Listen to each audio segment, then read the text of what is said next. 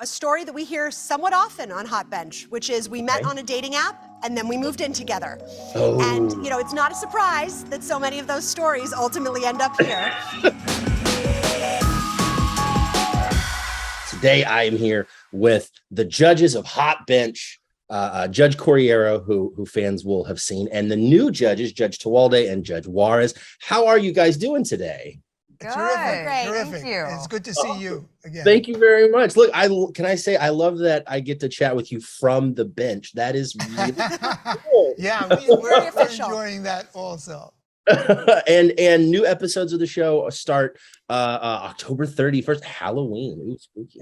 Halloween. So let me ask you this. I want to ask Judge Tewolde, Judge Juarez, since you guys are new to the show, what was it that made you want to do this? Let's start with Judge Tewolde, please. Oh my gosh. So we've said this so many times that it was a no-brainer. It was an immediate yes.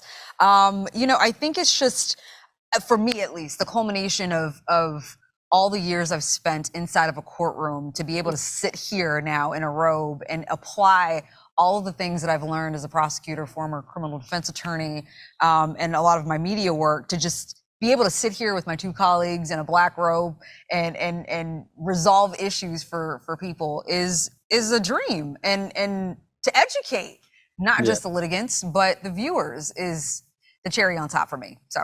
And I was really drawn to the educational aspect. I mean, the cases we get are problems that people deal with every day. Their landlord, their neighbor, you know, borrowing money from mom, you know. And so people kind of get a view into, you know, these crazy disputes, but they also get to see the law behind it.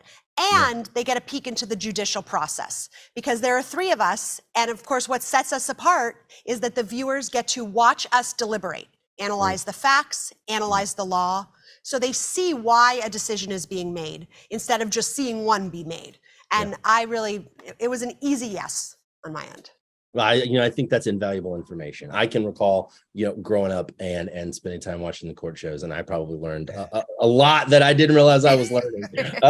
Judge Corriero, let's piggyback off that a little bit. When you guys come into a moment where you're maybe not all aligned, how does that go? What kind of conversations do you have to kind of figure out, how to get one straight answer?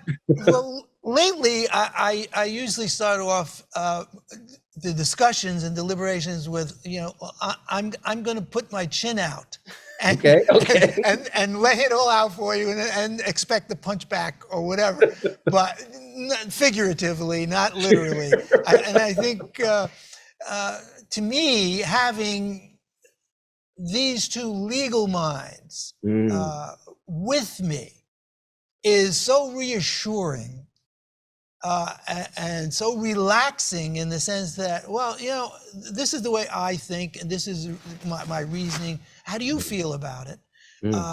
And knowing either they agree, and that makes me feel good, but if they disagree, they explain it in such a way that I've learned over time that the best way to communicate with people is to try and extract your ego from the conversation as much as possible. And it seems that the older I get, the better I'm at it, because if you had seen me at 40 years old or 45, forget about it. There was this passionate advocate who took no prisoners, but that's kind of waned over the years. I hope I try to control it. But, you know what? But I think it's the give and take in a humorous way, in a trustful way, that brings it all together for us. I think all of that is a fantastic influence as well. Very important for people to see three minds who may not necessarily be aligned come together, have a conversation, figure out where that common ground is and what they all three agree. And I think that's great.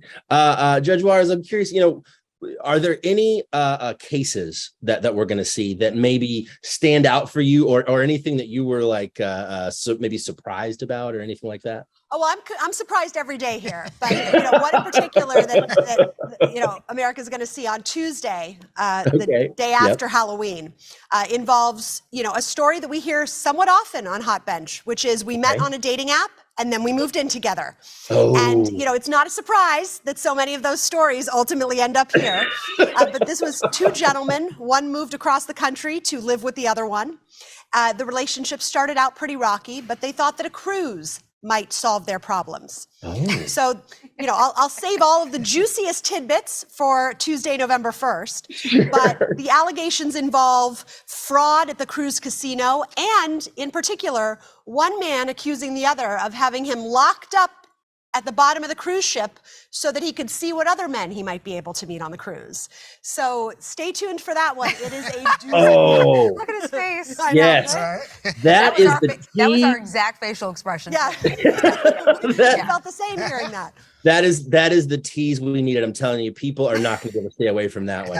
Don't miss it. Thank you so much for taking time to chat today. I really appreciate it. Hot Bench. Thank you. It's coming back October 31st. Thank you guys very much.